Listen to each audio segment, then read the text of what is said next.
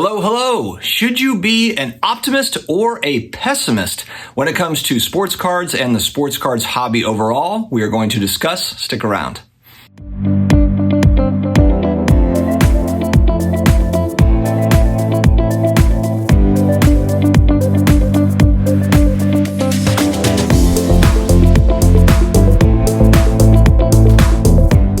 Hello to all my sports card collectors, investors, all of my collectibles friends. How are you doing? It is another day. We are back again. It's another video and kind of a fun discussion. I've seen this kind of kicked around in different ways between different YouTube channels, and I thought it'd be a good idea to talk. It's kind of a different take, a little bit of a different take on it. And I want to hear your feedback as well. So definitely let me know in the comments kind of your overall thoughts on this. If you're new here, please hit the subscribe button. We're coming out with almost daily videos, all sports cards, collectible stuff. I'm on the Instagram at thepersonalfinancedad and Twitter as well, thepersonalfinancedad. So make sure to join me there. All right, a lot of talk about positivity versus negativity in the hobby, and I wanted to look at it from kind of a different angle and try to tie it all together. So I look at this more as, optimists versus pessimists when it comes to the hobby, but not just the hobby, but also in many aspects of life. You can kind of tell when you're talking to somebody if they are mostly optimistic about life or if they are pessimistic about life. And frankly, there's nothing wrong with being either one, and I'll explain. There's kind of the realists, and that's where we're being very realistic, and we want to maintain that realistic expectations because we don't want to be let down and we don't want to fail. And then you have the dreamers. Those are the optimists. The dreamers are everything is great, everything is going smooth no matter what. We just press on, the power of positive thinking, et cetera, et cetera. So where I think this is important to kind of differentiate is because when we just talk about like positivity and negativity in the hobby, it's just too general. It's too general of a statement, whether you're talking about one or the other.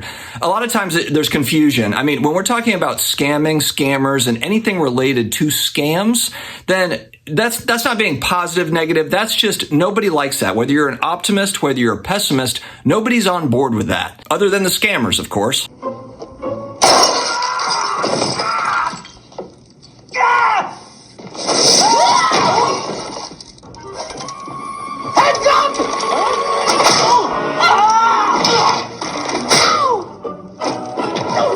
So that's why I think it's important to, differentiate between, and that's why I kind of like optimists versus pessimists as opposed to just positive people versus negative people, because you can have negative people that are being negative about something that are very positive on other things, and positive people very negative on other things, etc. It's just too general. And so that's where I just think optimists and pessimists makes a little bit more sense. Now, I think it's great to strike a balance between these two things, because here's reality. You might think like, oh, well, you should be positive and you should be the dreamer type, where everything is great and you're kind of living in your world. But the reality is if you don't have the correct expectations that go along with your great attitude, in other words, if you think you're going to open up a brick and mortar card shop and you're going to start from scratch, you've got no allocations and you're going to make $1 million a year and, everything is going to be fantastic. Well, you might not have the proper expectations going into that business venture or any type of venture. It's important to have kind of some realistic expectations. So that's where the realist piece, being able to check yourself, being able to be self-aware of a situation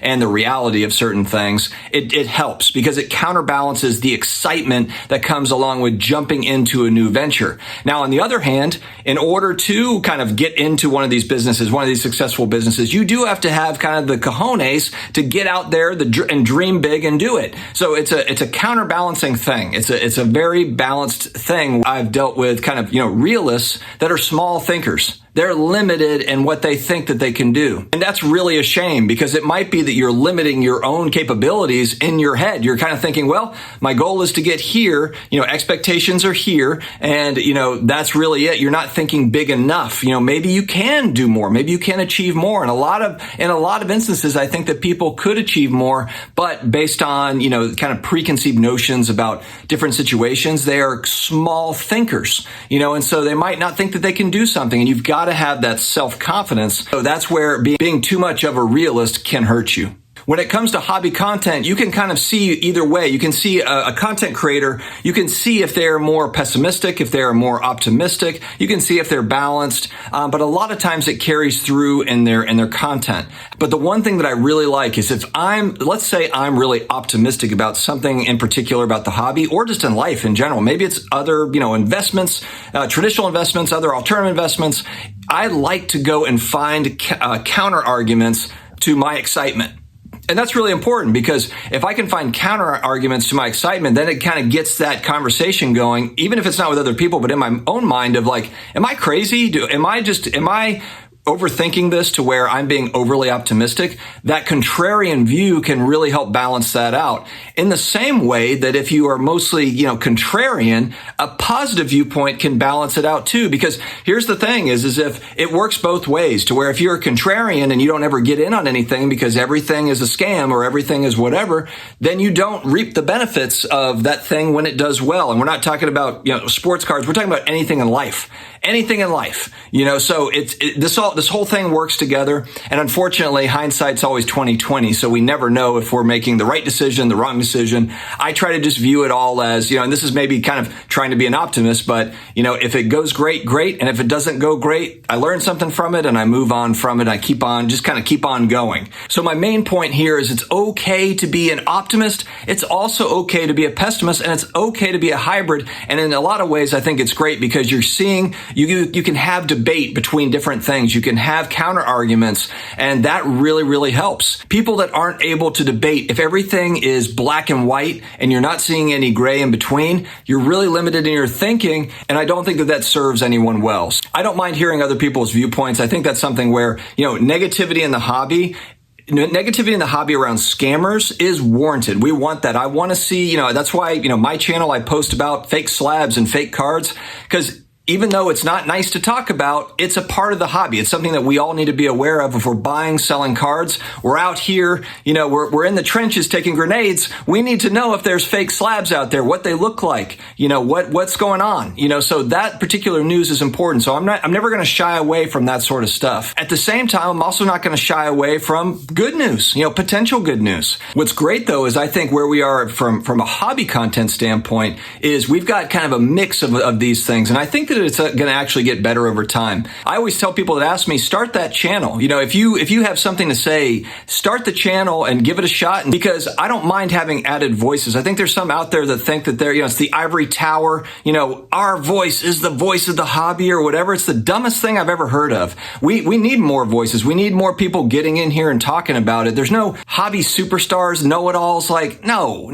We need to have more voices in this thing. And even though my channel is competing with those other channels, I don't mind that. I watch a lot of hobby content because I genuinely enjoy the hobby. So I like hearing about different takes on things. And if it's something I disagree with, I watch that too because I want to hear why they think that, and then I rethink my position on it. That's like, maybe they've got a pretty good point. Maybe I should rethink that a little bit. Or I might say, you know what, I don't agree, but good for him or her for putting their opinion out there. It's not easy putting yourself out there out in public with your opinion. You jump in the comments, you see, it's like either, you're wrong or, you're right. But you do have to have kind of a thick skin.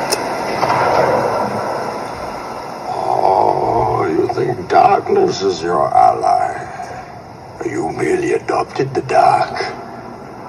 I was born in it, molded by it. When it comes to making content, but I love it. So guys, thank you very much for joining me here. Throw some thoughts in the comments. I'd like to hear what you all think. As always, this is kind of the discussion. We open up the discussion here for the rest of you all to talk. So, please put your thoughts in, because I think this is kind of just a fun debate, fun topic, to discuss with hobby content and also just sports cards, life, etc. Guys, stay healthy, stay awesome, and I will talk to you again later.